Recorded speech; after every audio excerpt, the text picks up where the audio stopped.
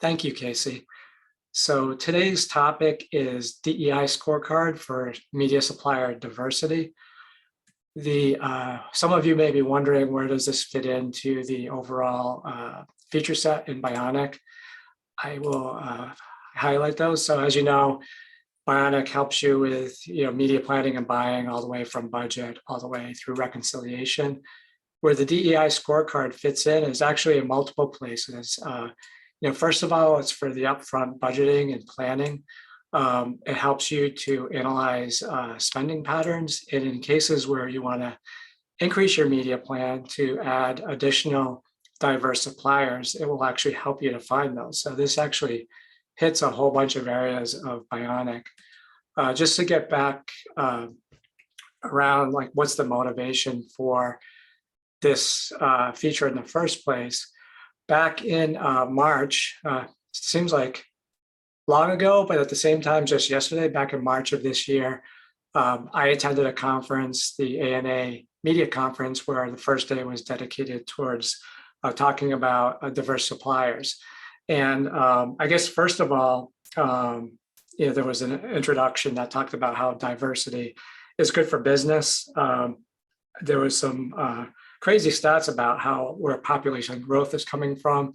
And I think there's the best quote it came from Mark Pritchard, and I don't want to get it wrong. He said, basically, if you're not doing multicultural marketing, you're not doing marketing. And so we really shine a light on it. And another, I think, really interesting thing about motivation is the ANA did a report back in May of 2021 called the Supplier Diversity Report. And that reported that 90% of advertisers said that the importance of supplier diversity has increased, and 58% says it has increased significantly. So clearly, this is on everybody's mind. The problem is there's a bunch of roadblocks, and so those were discussed in the meeting. The biggest roadblock, one of the first one that was discussed, was lack of diverse talent. Honestly, we can't really help you with that, but we can help you with the other four here, which are lack of communication around goals, the difficulty in finding diverse suppliers. In fact, that diversity report said that really the two biggest problems that advertisers face with diversity and achieving diversity initiatives is just finding suppliers. It's just a really basic problem of finding suppliers that meet their needs. Another big problem is lack of tools. And then finally, lack of accountability. So here's how we help with those. First of all, with communication, we help with communicating the goals in that for each of your clients. So here, my client, make believe, is Acme Corporation. So my client has told me that they have a goal of spending 4% of their media on Black-owned media. So I'm able to, within Bionic, set that goal.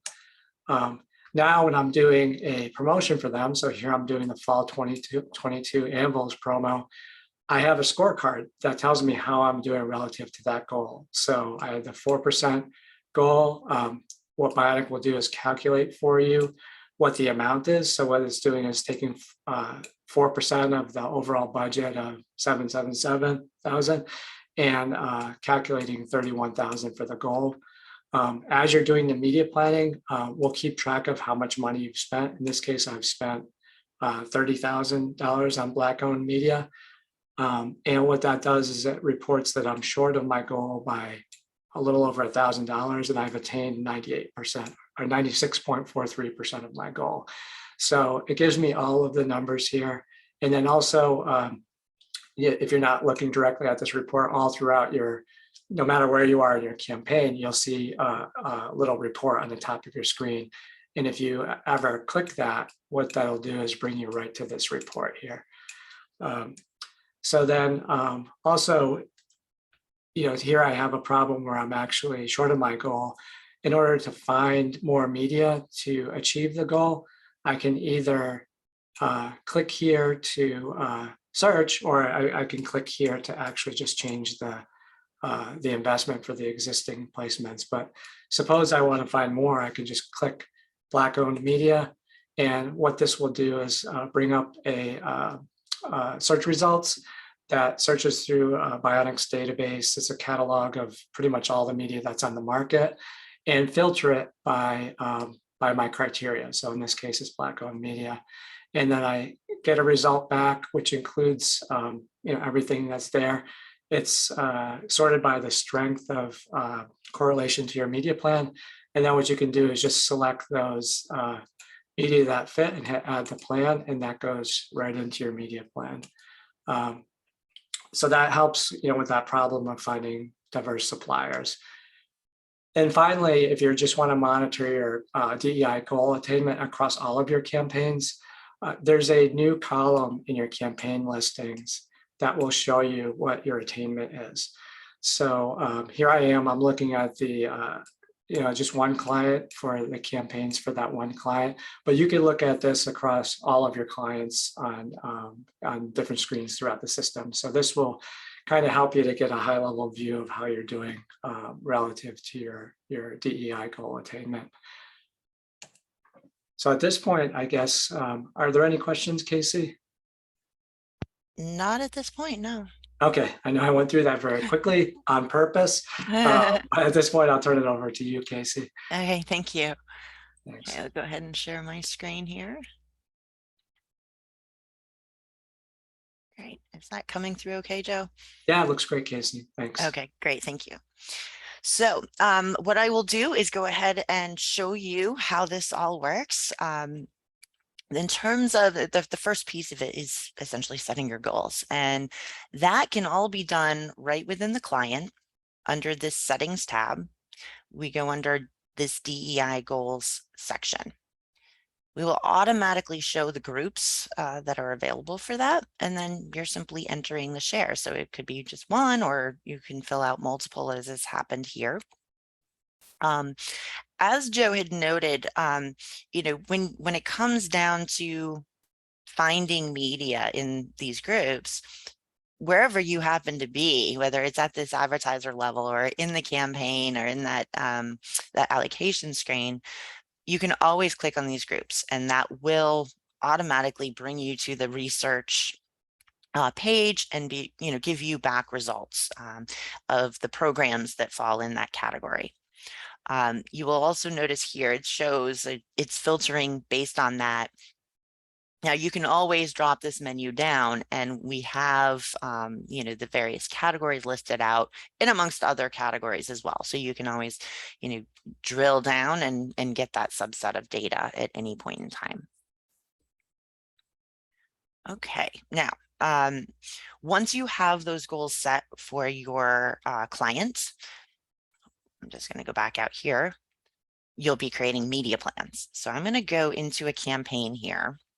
And within this, just go ahead and drill into the media plan. So I have a number of different programs here that fall into different categories. I'm actually going to click on one of these just to kind of show you. These programs have been categorized. You'll notice this actually falls into a number of different groups. And so, your media plan actually may cross over different groups just based on those categories, and we'll track all of that for you. Okay, now, simply by building out this media plan as you normally would, you don't have to do anything special. We will automatically calculate your goal attainment. And I'll just click into here. This is going to bring us to that allocations tab, and the DEI scorecard brings you your groups and then all of the calculations. So here we can see where I had put the 4% goal for Black-owned media. It's then calculating, so I've got 4% there. It's calculating the dollars based on my overall $1 million campaign budget. So here's the 4%. So that's what we're expecting to get there. So it's doing that for each of the categories that I had identified shares for.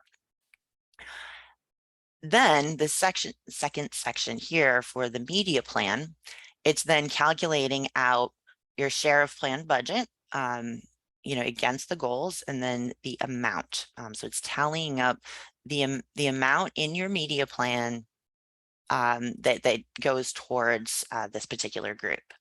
Now, as I mentioned, there can be some crossover. So there may be totals that overlap because you have one program that crosses over multiple groups, but it will break those out individually. Then as we go over here, you'll see there's a scorecard that gives you your variance. So you can see here, we're under by 2,500. We're at 93.75% attainment. Okay. And then down at the bottom, it's going to tally up all of the numbers. Now, again, remembering that there's some crossover, these aren't going to exactly tally up to this total. This is looking at in your plan, this is how much of your media plan that is going towards these DEI objectives. And then you've got your variance and your attainment. And then it will tally up the total DEI spend as well as your net media cost that's in the plan. Yeah, Casey, I just want to just reiterate what you said Yeah. there, because that we were talking earlier and it really threw me off. If you could scroll down so we can see that Absolutely. total Yeah. there. I was wondering, why does that, if you add up the columns above, why does that not add up to 62,500? I thought, is this a bug? So a couple things to remember about this or to know about this is, first of all, that line 7, where it's like the 25,000, that line is technically not included in the total because it doesn't have an objective. And you can see the label of that row is total with DEI objectives, right? So that 25 is excluded, but still, when you add that up, 25, the other, I guess there's 25, 25, and 37.5. That still doesn't add up to 62.5. And so you wonder, like, why? I think it's 67.5. So what happened to the other 5,000 would be the question. And is that a bug? No, it's not a bug. As we like to say in software, that's not a bug, that's a feature. And the feature here is we're deduplicating it. So there's $5,000 in that amount above that actually is in 2 different categories. If you want to explore that, you can click on the 37.5 to see what parts of the media plan is comprised of. Oh, thanks, Casey. Yep. Yeah. So anyway, I thought that was a little confusing to me, but again, that's actually working perfectly as designed, which I'm really happy about. Thanks, Casey. You're welcome. Great. So yeah, it does all the work for you. You just have to set the goals and we do everything else, and then you can monitor as you go. And then, as Joe had also mentioned, when you're looking at your overall listing of campaigns at whatever level, let's see, we'll have those. Oh, my computer's not working. Having issues with my mouse. Bear with me one moment here. Things are just not working as I'm expecting. But here on this homepage, I can show you. You can see that overall DEI attainment. So it'll give you that high level picture. And so that'll be at each of those levels. Yeah, can you click? So right from this homepage, you just click that number and it goes straight to that report. Yeah. Which is nice. And so Casey had shown you how you click the amount and it shows you the parts of the media plan. So Casey, can you show how from here you can go and find more media for your plan? Yeah, absolutely. So again, you can just click on any of these groups. So I can click on this. You'll see it automatically jumps me over to this research tab, which again, you can go to directly if you want to as well, but this will auto filter based on that group. Yeah. Great. So, and then, yeah, each of these programs again has the categories all broken out. Okay. Well, one thing, I don't see any questions here. So if there are any questions, let me know. I actually have a couple of questions, but so I don't see any questions at this point. So let's talk about the catalog for a minute here, Casey. So when we're doing these searches, what this is doing is it's searching through a catalog, and this catalog I know is always changing. And can you give me a little bit of background on how this catalog is created? And also, what if I have programs that, say I have a bunch of media programs that are Black-owned media that aren't in this catalog? How do I get them in there? Like, how much does it cost? You know, those kinds of things. Absolutely. Yeah, so this has been a work in progress for years. We have a monstrous directory of programs that are representing all the different companies that offer advertising, regardless of channel, regardless of anything, and it's global. And so it's a very extensive list that's ever growing because obviously advertising is ever growing and changing.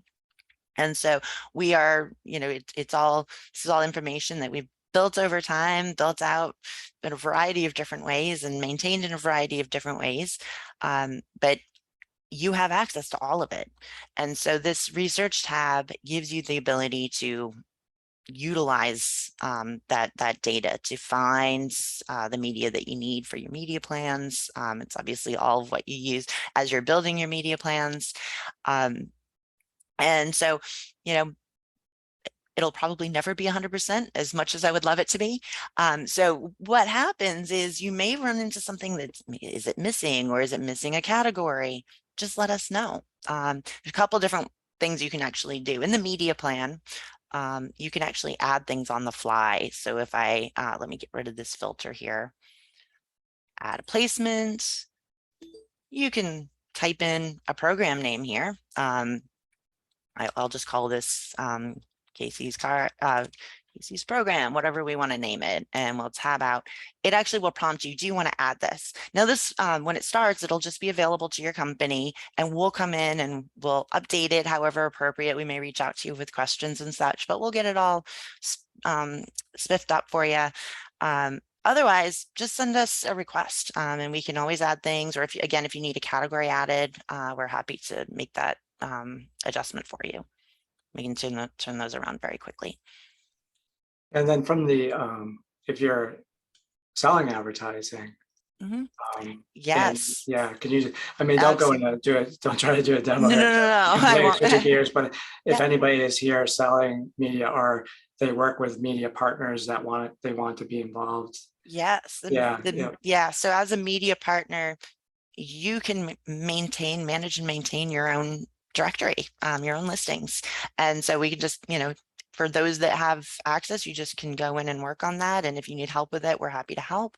For anyone who doesn't have access, if you need that access, we can provide it to you and show you how to use it and all the support you might need to kind of build out the program listings and maintain them.